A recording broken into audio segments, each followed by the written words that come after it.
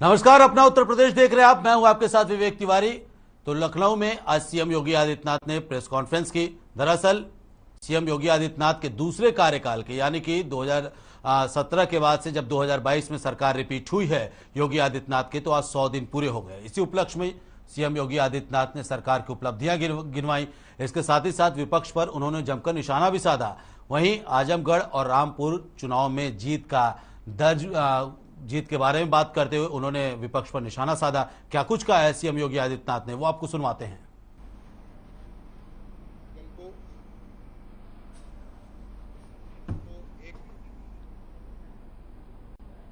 तो सीएम योगी आदित्यनाथ मौजूद रहे, प्रेस कॉन्फ्रेंस किया उन्होंने और दूसरे कार्यकाल का 100 दिन पूरा होने के उपलक्ष्य में उन्होंने सरकार की जमकर उपलब्धियां भी गिनवाई।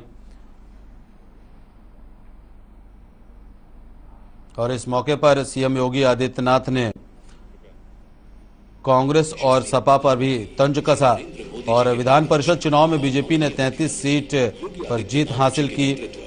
विधान परिषद कांग्रेस मुक्त हो गई। ये बड़ी बातें सीएम योगी आदित्यनाथ की ओर से कही गई।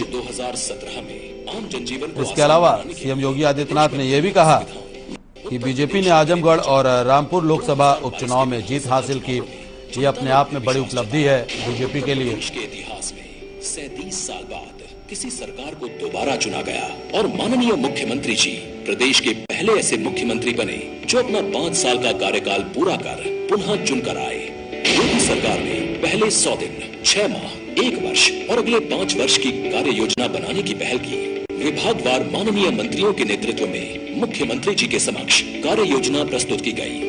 प्रदेश के इतिहास का सबसे बड़ा जन कल्याणकारी 6.15 लाख करोड़ रुपए का बजट पेश किया, जिसमें संकल्प पत्र के 130 संकल्पों में से 97 को पहले साल में ही पूरा करने को ठाना।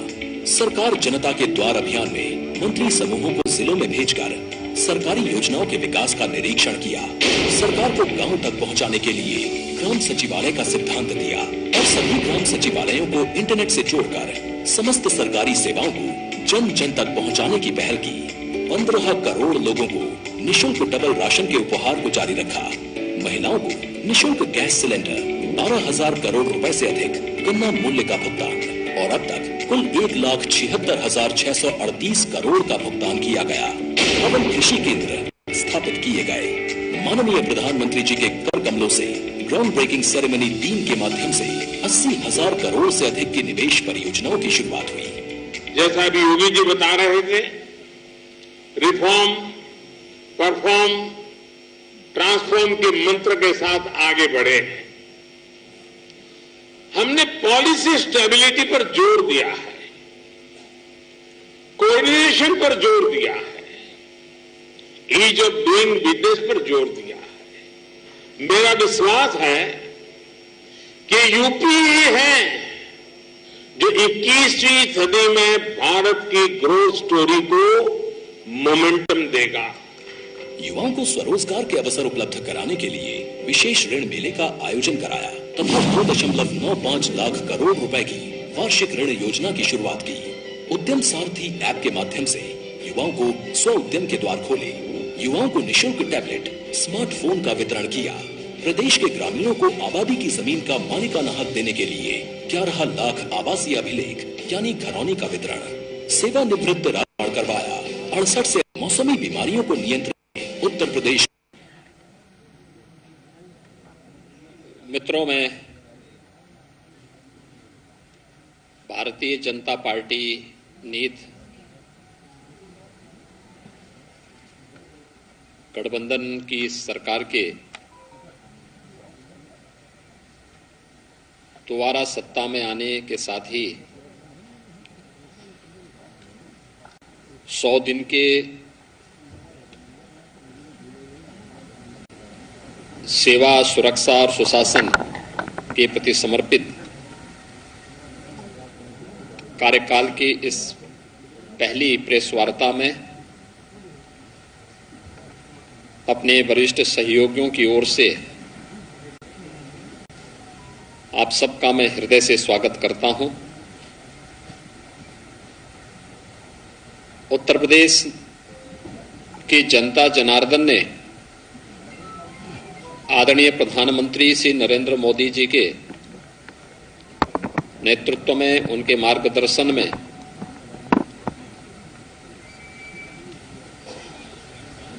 अभी हाल ही में प्रदेश में संपन्न हुए विधानसभा चुनाव में भारतीय जनता पार्टी गठबंधन को प्रचंड बहुमत देकर के जिस उद्देश्य से अपना आशीर्वाद दिया था, जीत का वह सिलसिला जन विश्वास का प्रतीक तो था ही, वह निरंतर नित नए प्रतिमान स्थापित कर रहा है। विधानसभा चुनाव के बाद उत्तर प्रदेश विधान परिषद के स्थानीय प्राधिकारी के 36 सीटों पर चुनाव संपन्न हुए। इन 36 में से 33 सीट भारतीय जनता पार्टी ने और 3 सीटें निर्दलीयों ने जीते। समाजवादी पार्टी, बहुजन समाजवादी पार्टी और कांग्रेस 0 पर रही। यही नहीं, विधान परिषद गठन के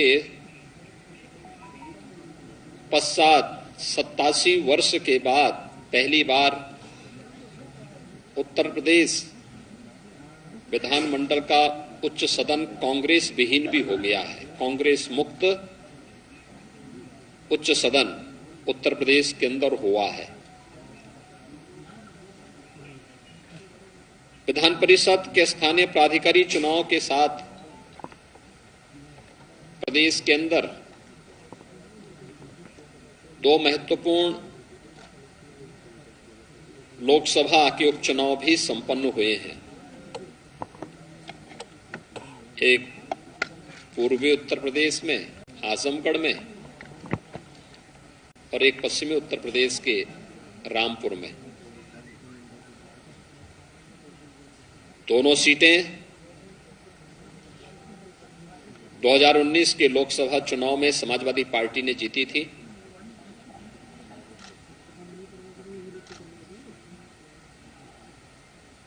इस उपचुनाव में जनता जनार्दन का आशीर्वाद भारतीय जनता पार्टी को प्राप्त हुआ। यह भी प्रधानमंत्री मोदी जी की नीतियों के प्रति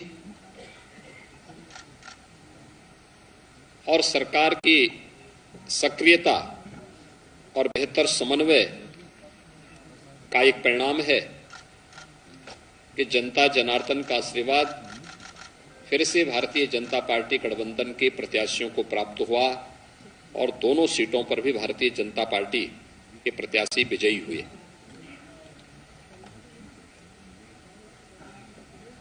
पच्चीस मार्च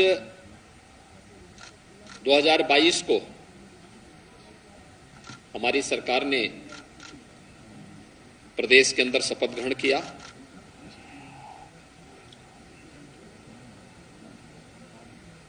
उत्तर प्रदेश के इतिहास में 37 वर्षों के बाद यह अवसर आया था जब कोई सरकार अपना 5 वर्ष का कार्यकाल पूरा करे और 5 वर्ष के अपने कार्यकाल के उपरांत फिर से प्रचंड बहुमत के साथ सरकार बनाए। पहली बार उत्तर प्रदेश के इतिहास में किसी मुख्यमंत्री ने अपना कार्यकाल पूरा किया और प्रचंड बहुमत के साथ फिर से सरकार बनाने के साथ ही सरकार को सफलतापूर्वक संचालन करने के अपने 100 दिन के अपने इस कार्यकाल की उपलब्धियों के साथ जो कहा सो किया कि इस अपने परंपरागत अभियान को लेकर के फिर से मैं आपके बीच में यहां पर उपस्थित हुआ हूं। हम सब जानते हैं कि उत्तर प्रदेश देश की सब आबादी के दृष्टि से सबसे बड़ा राज्य है। और प्रधानमंत्री जी बार बार इस बात को कहते हैं कि उत्तर प्रदेश में संभावना है, एक पोटेंशियल है कि उत्तर प्रदेश भारत की अर्थव्यवस्था का ग्रोथ इंजन बनने की सामर्थ्य रखता है। उस सामर्थ्य को सजोने का कार्य और उसको देश और दुनिया के सामने प्रस्तुत करने का कार्य, उसकी आधारशिला 2017 से मार्च 2022 के बीच में हमारी सरकार ने किया। अब दूसरा कार्यकाल जो हमें उत्तर प्रदेश की जनता जनार्दन ने दिया है, इस दूसरे कार्यकाल में एक नई उड़ान के साथ हम सब अपनी यात्रा को आगे बढ़ा रहे हैं। आदरणीय प्रधानमंत्री जी ने देश के लिए जो लक्ष्य निर्धारित किया है कि भारत की अर्थव्यवस्था $5 ट्रिलियन की होगी, तो स्वाभाविक रूप से उत्तर प्रदेश की भूमिका इसमें महत्वपूर्ण हो जाती है। और उत्तर प्रदेश ने आते ही हमारे मंत्रिमंडल ने सबसे पहला कार्य, वे 10 सेक्टर चुने जिन पर हम व्यवस्थित कार्य योजना बना करके उत्तर प्रदेश की अर्थव्यवस्था के उस प्रेजेंटेशन को $1 ट्रिलियन तक पहुंचाने की इस कार्य योजना को हम आगे बढ़ा सके। ये पहली बार हुआ है कि 10 सेक्टर के प्रेजेंटेशन में सभी हमारे सहयोगी मंत्रीगण मौजूद थे। उनके मार्गदर्शन में उनके विभागों ने उसका प्रेजेंटेशन स्वयं बनाया, उसका अध्ययन किया, फिर उसका मंत्रिमंडल के सामने प्रस्तुतिकरण हुआ, उस पर चर्चा हुई और फिर उसकी ठोस कार्य योजना बना करके हर एक सेक्टर के लिए एक सीनियर अधिकारी को जिम्मेदारी देकर के उस सेक्टर की उन संभावनाओं को जो उत्तर प्रदेश को आगामी 5 वर्ष के अंदर $1 ट्रिलियन की इकोनॉमी के समकक्ष पहुंचाने में योगदान दे सकेगा, वह कार्यक्रम भी हम लोगों ने सफलतापूर्वक प्रदेश के अंदर आगे बढ़ाया। मुझे प्रसन्नता है कि सरकार जनता के द्वार इस कार्यक्रम को मेरे सहयोगी मंत्रिमंडल के मेरे सभी सहयोगी मंत्रियों ने 18 समूहों के साथ जोड़ करके अलग अलग समूह, मंत्री समूह को 18 मंत्री समूह ने 18 कमिश्नरी को केंद्र में रख करके 72 घंटे के लिए एक कमिश्नरी में कैंप किया। जनपद स्तर पर गए, गांव में गए, नगर में गए, अलग अलग संगठनों, संस्थाओं के साथ बैठकें भी संपन्न की, जनता चौपाल के कार्यक्रम भी आयोजित किए, विकास कार्यों के भौतिक सर्वेक्षण भी किए और उन कार्यक्रमों को आगे बढ़ाने का कार्य किया जो जनता के मन में एक नया विश्वास पैदा कर सके। मंत्री समूह ने अब तक हर मंत्री समूह 2 कमिश्नरी कवर कर चुके हैं और सफलतापूर्वक इन कार्यक्रमों को एक नई गति उनके मार्गदर्शन में न केवल अपने विभाग के कार्यों को बल्कि जमीनी धरातल पर जाकर के देख करके शासन की सभी प्रकार की योजनाओं को प्रभावी ढंग से क्रियान्वयन का कार्यक्रम भी आज प्रदेश के अंदर सफलतापूर्वक आगे बढ़ने का कार्य हो रहा है। मित्रों, ये जो कार्यक्रम है जो उत्तर प्रदेश की अर्थव्यवस्था को एक नई गति देने के लिए एक टीम वर्क प्रदेश के अंदर देखने को मिल रहा है, इस टीम वर्क ने अपने पिछले कार्यकाल में बहुत सारी उपलब्धियां हासिल की थी और आज उत्तर प्रदेश को देश की सबसे बड़ी अर्थव्यवस्था के रूप में स्थापित करने के इस लक्ष्य को आगे बढ़ाते हुए हम लोगों ने अगले 5 वर्ष की जो कार्य योजना तैयार की है, इसमें 100 दिन के जो लक्ष्य तय किए गए थे, उन लक्ष्यों को सफलतापूर्वक आगे बढ़ाने का कार्य भी वर्तमान में हम लोग कर रहे हैं, जो उत्तर प्रदेश की प्रगति और समृद्धि की दृष्टि से अत्यंत महत्वपूर्ण है। हम लोगों ने प्रदेश के अंदर जो कार्य योजना तैयार की, इस दौरान हम लोगों ने तकनीक का भी बेहतर इस्तेमाल किया। पहली बार हुआ जब प्रदेश के अंदर पेंशन प्राप्त करने वाले सरकारी कर्मचारियों के लिए ई पेंशन की सुविधा लागू हुई। अब किसी रिटायर्ड कर्मचारी को अपने पेंशन के लिए भटकना नहीं पड़ेगा। देश का पहला राज्य है उत्तर प्रदेश, जिसने इस कार्यक्रम को इन 100 दिनों के अंदर संपन्न करके प्रदेश के अंदर आदरणीय प्रधानमंत्री जी के डिजिटल इंडिया के कार्यक्रम के माध्यम से कार्मिकों की समस्या के समाधान का एक रास्ता निकाला। ई विधान लागू किया गया। विधानसभा का अभी हाल ही में संपन्न सत्र ई विधान के साथ संपन्न हुआ है। और यही नहीं, आजादी के अमृत महोत्सव वर्ष में देश के महामहिम राष्ट्रपति जी का दोनों सदनों को मार्गदर्शन भी प्राप्त हुआ है। ये 100 दिन के अंदर ही ये सभी कार्यक्रम प्रदेश के अंदर संपन्न हुए हैं। हम सब जानते हैं उत्तर प्रदेश 2017 के पहले परिवारवाद, जातिवाद, भ्रष्टाचार, दंगों और अराजकता के लिए जाना जाता था।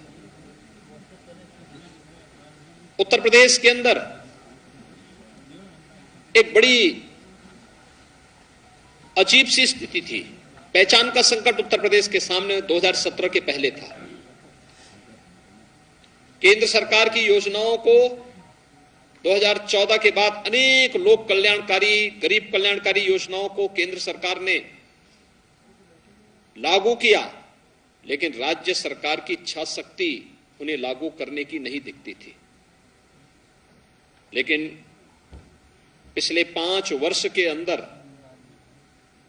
प्रदेश के अंदर कानून व्यवस्था की बेहतर स्थिति को, जो हम लोगों ने विगत 5 वर्ष के अंदर प्रदेश के अंदर कानून का राज स्थापित हो, इस दिशा में जो प्रयास किए, देश के अंदर उसका एक विश्वास के रूप में बदला। उत्तर प्रदेश के परसेप्शन के बारे में आम जनमानस के मन में एक विश्वास पैदा हुआ। उत्तर प्रदेश के बारे में लोगों की धारणाएं बदली और उसका परिणाम था कि यहां पे निवेश की अनेक संभावनाओं ने आगे बढ़ करके प्रदेश के विकास को एक नई ऊंचाइयां देना भी प्रारंभ किया। निवेश की इन संभावनाओं ने प्रदेश में रोजगार के सृजन की संभावनाओं को भी आगे बढ़ाया। अपराध और अपराधियों के प्रति जीरो टॉलरेंस की सरकार की नीति प्रभावी ढंग से प्रदेश के अंदर क्रियान्वित हुई और इन 100 दिनों में भी प्रदेश के अंदर हमारी सरकार ने 844 करोड़ रुपए की माफियाओं की और पेशेवर अपराधियों की संपत्ति को जब्त करके अपनी उस प्रतिबद्धता को एक बार फिर से सबके सामने प्रस्तुत किया है। अगर मैं देखूं तो अब तक 2017 से अब तक 2,925 करोड़ रुपए की अवैध संपत्तियां हम लोगों ने प्रदेश के अंदर माफियाओं से जब्त की है। यही नहीं, ये पहली बार हुआ है कि जब पुलिस के संरक्षण में कहीं भी कोई गलत कार्य नहीं बल्कि अवैध पार्किंग हटाए गए टैक्सी स्टैंड हटाए गए, उन्हें व्यवस्थित स्वरूप नगर निकायों के साथ मिलकर के भी प्रदान किया गया और आज लगभग प्रदेश के अंदर 68,700 से अधिक अतिक्रमण स्थल, जो सड़कों पर अतिक्रमण बनाए गए थे, आवागमन को बाधित करके किए जाते थे, उनको हटाया गया। 76,000 से अधिक अवैध पार्किंग स्थल भी मुक्त किए गए और वहां पर अब वाहनों की पार्किंग की सुविधा प्रदेशवासियों को प्राप्त हो रही है। और ये पहली बार हुआ कि धर्मस्थलों से माइक हट जाएं और अनावश्यक शोरगुल से लोगों को मुक्ति मिले। 1,20,000 से अधिक ऐसे माइक थे